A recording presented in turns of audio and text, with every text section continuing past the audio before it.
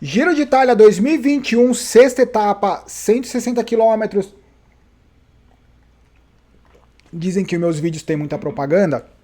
Não é culpa minha, eu não tenho nada a ver com isso. E aliás, acho que o YouTube deveria até pagar uma graninha a mais pra gente, porque reclamam tanto das propagandas e não muda nada pra mim. Os caras estão faturando lá. É o seguinte, se entrar alguma propaganda, aproveita pra ir lá pegar a sua xícara, seu copo, sua taça, seu shake, o que você quiser, sua comida, o seu jantar, dependendo do horário. Não faça refeição na frente da televisão, nem lendo notícia. A gente pode até falar sobre isso, mas tem um impacto muito grande na sua digestão. Principalmente para quem é focado no esporte, a hora da refeição é uma hora de apreciação. E tem um efeito hormonal muito grande se você está assistindo algo que causa ansiedade, aflição. Então, hora da refeição é a hora da refeição. Principalmente para os atletas mais focados. É o seguinte, 160 quilômetros, antes de falar, ou na verdade, fazendo uma conexão com a etapa de ontem, quinta etapa.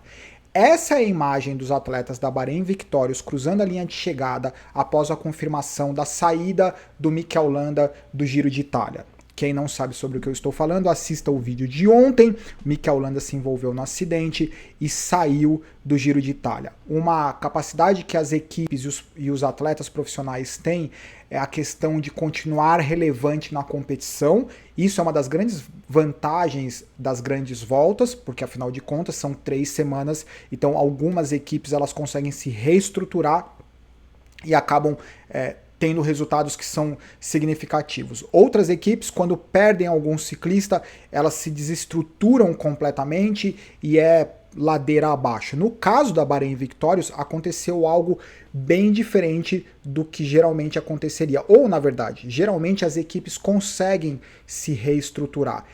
Essa é a altimetria do dia, a grosso modo. Eu estou oversimplificando. São 100 km de subida até o topo da segunda montanha categorizada. 45 km de descida até o segundo sprint intermediário, que é na base da última montanha, que são 15 km subindo. Sobe 100, desce 45, sobe 15. Estou oversimplificando, mas mais ou menos essa foi a história da sexta etapa. De novo, uma etapa com, como vocês podem perceber, em alguns momentos com sol, chuva, frio, uma temperatura mais agradável. Então, hoje foi bem visível que as equipes, os carros, os atletas, os gregários, eles tiveram que trabalhar muito entre pega a roupa de frio, leva a roupa de frio, comida, água, diferentes, tipo, capa de chuva, não, acabou a chuva, agora tá frio, agora tá calor. E isso faz com que o pelotão, com que a caravana atrás, ela fique bem intensa. Eu não sei se, para quem já teve a oportunidade de assistir, de ir pessoalmente ver o Tour de France, Giro de Itália, a Volta à Espanha, no final de qualquer uma dessas grandes voltas, os carros das equipes, não todos, mas eles estão, boa parte deles, eles estão ralado, retrovisor, quebrado, batidinha, e obviamente aconteceu algo nessa etapa, por isso que eu estou mencionando. Ainda mais com o aumento das restrições em relação aos atletas, como que eles têm que lidar com a comida, embalagem, roupa, isso ficou ainda mais intenso. E esse talvez tenha sido um dos motivos que potencializou o que aconteceu, infelizmente. A fuga demorou para se formar hoje. Eu vou passar alguns prints. Essa movimentação, 96 km, os prints eles estão um pouco confusos, mas eu fiz questão de colocar esse print porque esse é o Mohoric da Bahrein Victorious, que foi um dos caras que conseguiu efetivamente fazer uma movimentação para abrir a fuga, porque a fuga demorou para se formar, e o terceiro cara é o Gino Mader, que também é da Bahrein Victorious. Os caras fizeram um trabalho de equipe que foi simplesmente fantástico. Esse é o quilômetro zero. Como vocês podem perceber, o tempo estava meio estranho, meio fechado. mas do quilômetro 0 não teve fuga de bandeirada, como geralmente acontece. Aqui já tinha alguns quilômetros na perna, daí eles começaram algumas subidas mais inclinadas, quando começou algumas movimentações. Entre essas movimentações, o cara que conseguiu puxar uma fuga foi o Mohoric da Bahrein Victorious. Aqui eles deram o crédito mostrando a Israel Startup Nation, do Alessandro Demarque, vestindo a camisa rosa.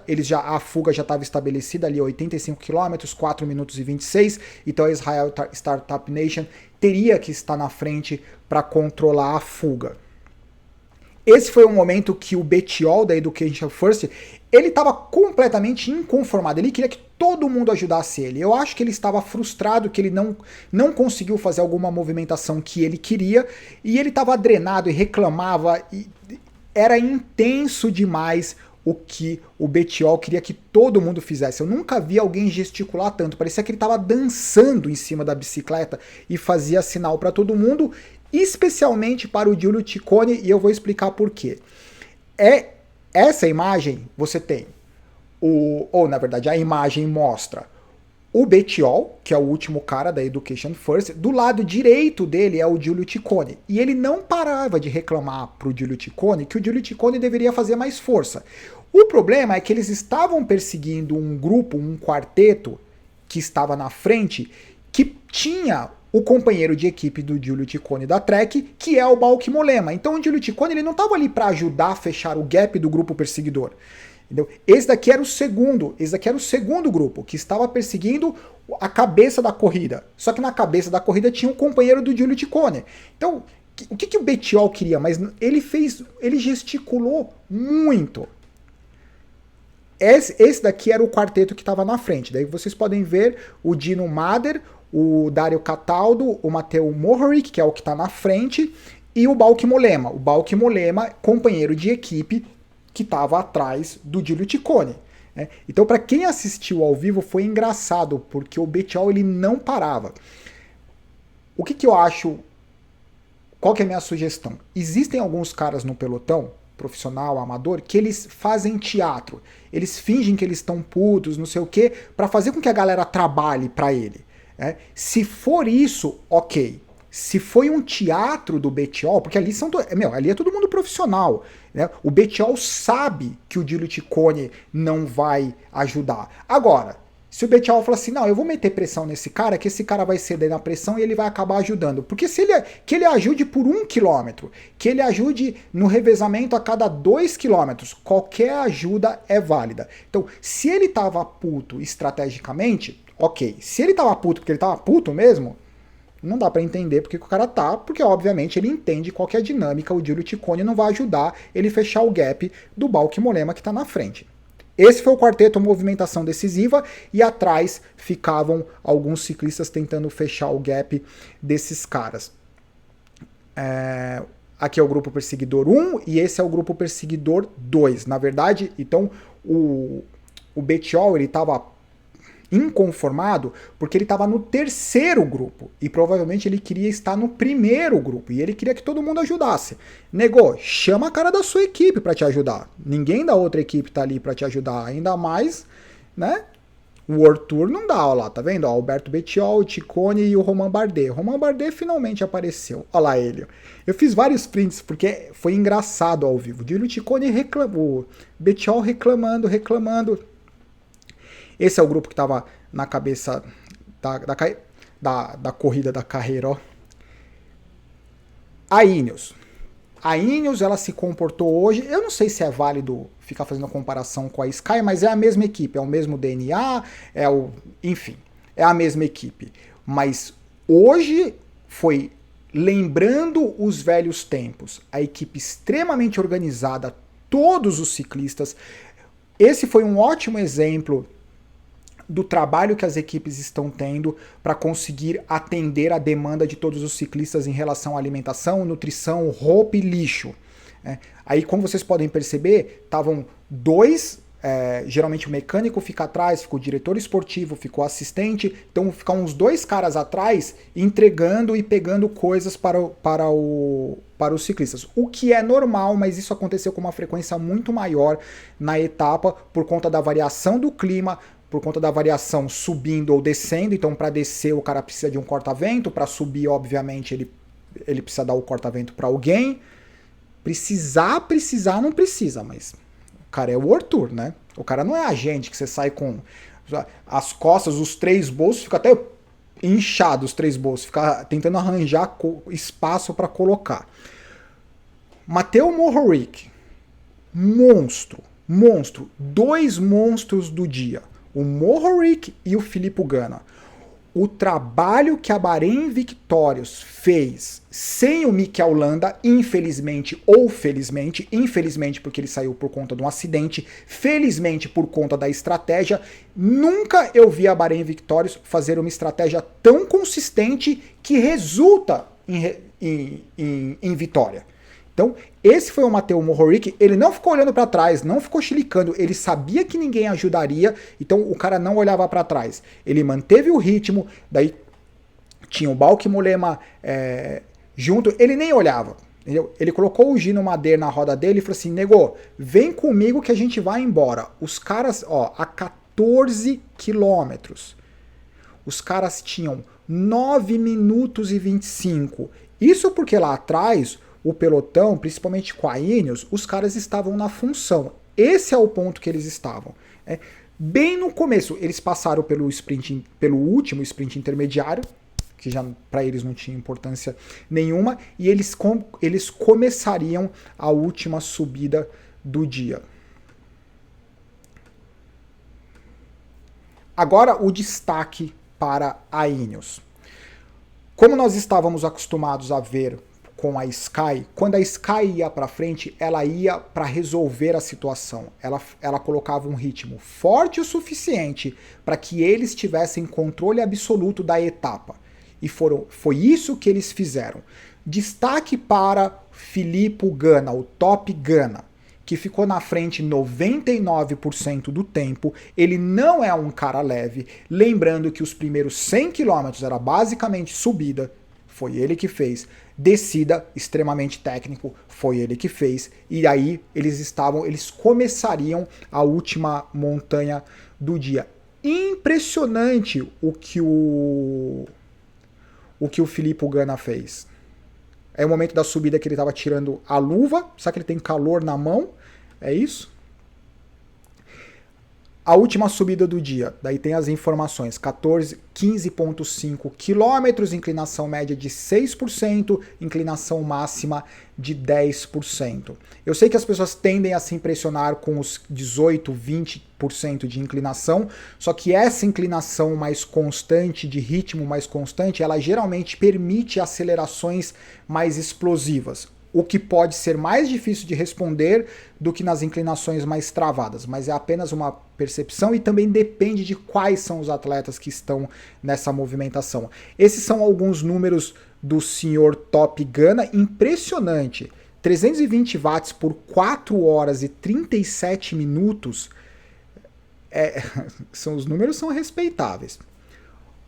Matej Mohoric, ele só abriu, como vocês podem ver, para a esquerda, quando eles já haviam começado a subir a última montanha do dia. Lembrando que ele foi o cara que puxou a fuga, ele não fez questão de revezar com ninguém, ele foi para frente e resolveu. Ele entregou o trabalho para o Mader nesse momento. E o moleque não decepcionou, não. Esse foi um momento extremamente triste.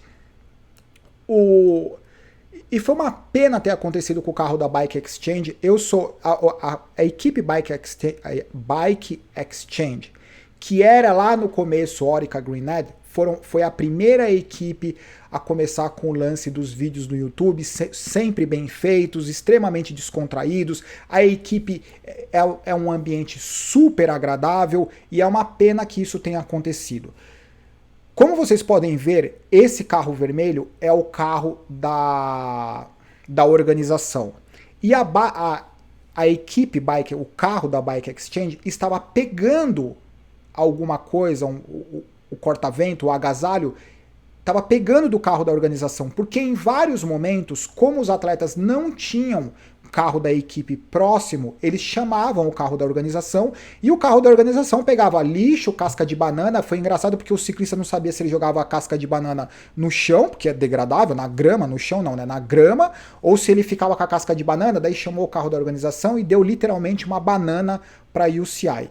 Então, isso aconteceu de forma super frequente. Lembrando que o cara, quando está dirigindo o carro, ele está dirigindo o carro, ele está de olho no mapa, ele está de olho no roadbook, que é o que vai acontecer, quais são as marcações dele. Ele tem o rádio da prova, que é o rádio oficial da competição, que eles vão passando as informações. Ele tem o rádio para falar com os atletas e talvez eles tenham um telefone e algo para falar com... Geralmente eles colocam um carro na frente, 5, 10 quilômetros na frente, o carro vai andando para saber se está chovendo, se está ventando. Então tem todo esse centro de comunicação. Eu não sei se é cultural, mas geralmente o diretor esportivo ou o cara que está dirigindo é o cara que faz tudo. Né? Então eles ficam acumulando essas funções além de conversar com os atletas, no rádio ou quando eles vêm. Então ele estava ali na função, é uma pena que isso tenha acontecido, é algo extremamente desagradável. Eu vou até colocar aqui, eu não vou usar muito a imagem, porque eu não quero que a gente se complique nessa história. Então eu não vou nem usar o vídeo. É o seguinte, esse daqui foi a Ineos que estava na frente, no momento que eles estavam mostrando a Ineos, aconteceu, certo? Isso aqui foi o que aconteceu. Olha lá, ó, pumba. Uma pena, tipo, obviamente ficou uma situação extremamente desagradável. Eu tenho certeza que a Bike Exchange vai fazer algo para se retratar, para pedir desculpa. Não adianta, eu sei que tem gente que é mais extremista, que acha que enfim, mas eu posso garantir que qualquer pessoa que está envolvida na organização, eles estão sentindo muito mais do que a gente, principalmente quando você causa o acidente. Esse foi um momento. Ó lá, tá vendo? Ó? Deixa eu só... Espero que não bloqueiem ó, esse vídeo. Ó lá, ó. O carro da organização passando. Pena. E eu espero que o Peter Sarri, que ele esteja bem, porque ali na hora da adrenalina, da forma como ele caiu, se não aconteceu nada, ele teve muita sorte. Porque quando ele caiu de bunda, daí bate o cóccix, pode quebrar o cóccix, podia ter dado um tranco no pescoço dele. A torcida é que para que ele esteja 100% bem. Obviamente ele ficou puto e daqui eu vou mostrar para vocês um trechinho. Olha a função e o perigo, mesmo os caras sendo profissionais, daí os caras vêm me falar que o Super Tuck é perigoso. Perigoso é o que eles têm que fazer carregando 4, 5 jaquetas. Olha isso. Qual que é a chance da... Ele não sabe o que fazer. Entendeu? As mangas voando, tipo, o cara não sabe o que fazer. Eu falei assim, o que eu vou fazer com isso? E coloca aqui, coloca no bolso. Então tem duas coisas. Ou cada um cuida do... Eu não tô criticando o atleta da Ineos. Só que a organização permitir com que o cara saia pegando 7 jaquetas, 6 jaquetas, né, corta-vento, e que o cara não sabe o que fazer... Tem alguma coisa que está errada, tem alguma coisa que precisa ser feita. Desse jeito, aumentou muito a necessidade dos ciclistas irem até o carro, a função dos ciclistas, dos sommeliers, que são as pessoas que ajudam a dinâmica para entregar a comida e etc. Esse é o Caicedo, tomou uma queda, não sei aonde foi a queda, não mostraram, e o Dino Mader na função, sozinho, largou todo mundo 3.2 km a 1 minuto 05 do perseguidor, a 15 minutos do camisa rosa. Olha que impressionante a diferença de ritmo. 3.2 km, inclinação média de 5, 6%, inclinação máxima de 10%, só que 3 km, 15 minutos, certo? Do camisa rosa. Ah, desculpa, eu tô over exagerando. porque no camisa rosa ele não tava mais no grupo principal. Esse é o Alessandro Demarque que havia perdido tempo. Então ignora esse exagero de informação que eu ia cometer. Essa foi a primeira movimentação do Egan Bernal. É o seguinte, alguém comentou na boa. A pessoa falou assim, Samuca, você não gosta do Egan Bernal? Eu não gosto do Egan Bernal. O Egan Bernal, ele é fantástico. É que, eu acho que pra quem não acompanha frequentemente, quando eu comentei do Egan Bernal, da dor das costas, não sei o quê, eu não comentei o Egan Bernal. O que eu falei assim, o que eu não me conformo com as pessoas que comentam é, o Egan Bernal, ele vai ganhar o Giro de Itália se ele não sentir a dor nas costas. Eu falei assim, mas eu não consigo entender esse comentário. Porque, de novo, é a mesma coisa que você afirmar que o Simon Yates, o Remco Evenepoel, o Vlasov, ou qualquer um que esteja disputando pela camisa rosa, que eles estão todos bem. O Remco Evenepoel não tá bem, ele tá voltando de uma lesão, certo? O cara subiu na bicicleta em fevereiro. O Simon Yates a gente não sabe, mas eu duvido que o Simon Yates tá lá no hotel. Simon Yates, você tá bem? Não, tô zerado. Não tenho dor no joelho, não tenho dor no punho, não tenho dor no cóccix, não tenho assadura, não tenho nada. Entendeu? Então assim, o Egan Bernal é mais um atleta que tem desafio de lidar com o corpo pelo quanto de exercício eles fazem, mas eu nunca vi o Egan Bernal justificando diretamente um péssimo resultado pelas costas. Assim, eu seria um ótimo ciclista, eu só não sou um ótimo ciclista porque eu tenho dor nas costas. Entendeu? Agora, quando eu comentei, não foi o Egan Bernal, eu comentei as pessoas que comentam, porque daí é fácil, né? Se o Remco Evenepoel não tivesse tido um acidente, ele seria campeão. Eu falei assim, bom, mas ele teve um acidente. Então a gente tem que lidar com a realidade. O Egan Bernal, ele tem uma limitação. Se é por exagero, se é genético, se é uma condição que ele adquiriu ao longo dos últimos anos, essa condição existe. E eu tenho certeza que condições diferentes, limitantes, existem para todos os ciclistas.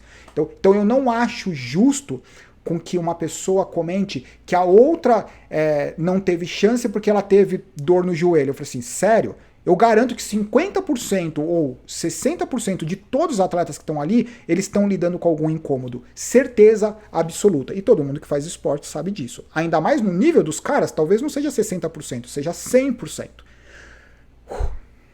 É isso. Não, eu adoro. Quer dizer, eu adoro o Egan Bernal. Eu acho o Egan Bernal fantástico. Eu tenho curiosidade de saber se isso vai consolidar, mas não é a curiosidade só com ele. São com todos os atletas jovens dessa nova geração. E quando eu falo curiosidade, é torcendo para que se concretize. Falei, e aquela movimentação não foi do Egan Bernal. Foi do Martinez. Será que vocês podem me ajudar? É Martinez ou Martinez? Ele fez uma movimentação que seria estrategicamente super interessante. Porque a hora que ele saiu, primeiro que a Ineos conseguiria colocar mais um atleta para repor o Sivakov, né?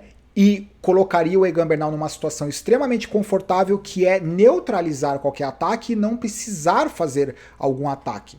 Estratégia perfeita do começo ao fim da Bahrein Victorious e da Ineos Grenadier. Impressionante. Aqui o Egan Bernal na missão. Olha o olhar do cara. Remco Evenepoel na missão. Fica de olho no Vlasov. Olha lá a movimentação. Daí os caras, o Vlasov deu uma sobrada, certo? Deu uma... Mas fica de olho nele. Aqui é o Mader cruzando a linha de chegada. Apesar de, eu acho que a primeira vitória dele em Grand Tour, ele não estava muito emocionado, não. Essa careta aí foi uma careta mesmo. Não é que ele estava emocionado, chorando, não. Suíço, meu, cara frio. Ele passou a linha de chegada, com certeza estava feliz, mas não sei se ele estava exausto.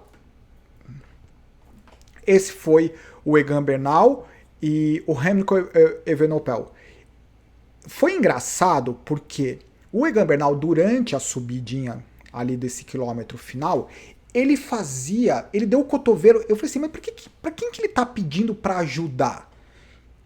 Ele quer eu não entendi o que ele queria, né? E daí, de novo, ele fez aquilo porque é estratégico, entendeu? Ou porque, não, me ajuda. Ele vai falar o quê? Pro Remco ajudar? Não, se o Remco for fazer uma coisa, ele vai atacar, entendeu?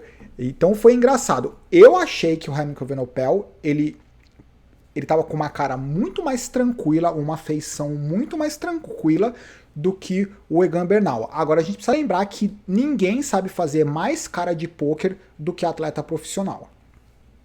Com exceção do Dan Martin, que é esse da Israel Startup Nation, que o Dan Martin não consegue fazer. Dan Martin, ele substituiu todos os outros ciclistas que geralmente faziam careta, como o Thomas Voeckler. Essa é a classificação do dia, o Dino Mader, apesar de todas as movimentações, a fuga, o primeiro ciclista após o único cara da fuga, que foi quem ganhou a etapa, foi o Egan Bernal. Então, foi o Egan Bernal, o Dan Martin, Remco Evenepoel, Giulio Ciccone, Damiano Caruso, o Martinez, o Soler, o Kart, Vlasov. E essa é a classificação geral.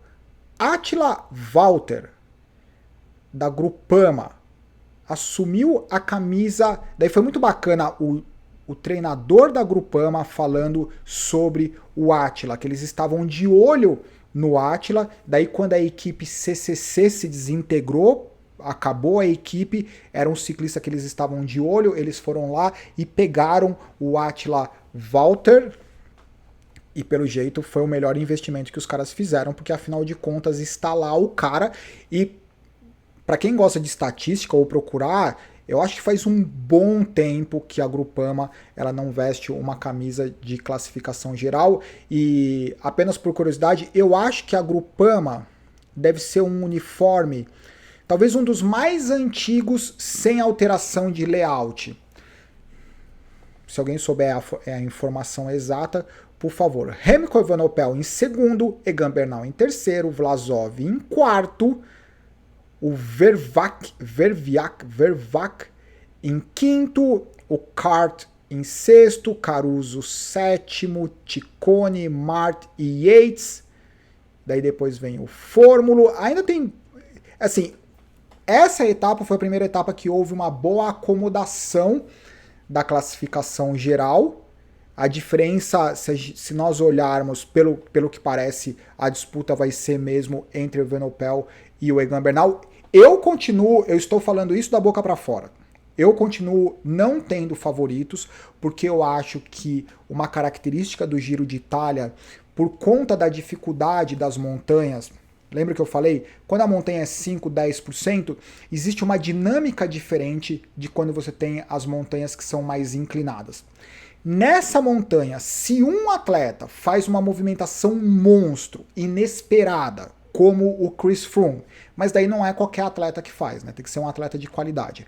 Mas se um atleta que ninguém está esperando que faça uma movimentação, se o cara faz uma movimentação na hora certa e tem qualidade para concretizar, ele pode virar completamente ou ele pode se destacar na classificação geral. E lembrando, o Giro de Itália é extremamente cruel, é apenas a primeira semana, então vai ser curioso agora com a acomodação da classificação geral, qual vai ser o comportamento das equipes, porque a Française des Jeux agora supostamente tem a obrigação de conduzir o pelotão, então vai ser interessante ver o comportamento da The Koenig Quick-Step e da Ineos Grenadier. Lembrando que a The Koenig Quick-Step não é necessariamente uma equipe que tem o mesmo know-how que a Ineos Grenadier de lutar pela classificação geral. É claro, são todos caras extremamente experientes, ainda mais com a experiência que eles tiveram no último Tour de France com o Julien Alaphilippe, só que de experiência de vestir a camisa e manter a camisa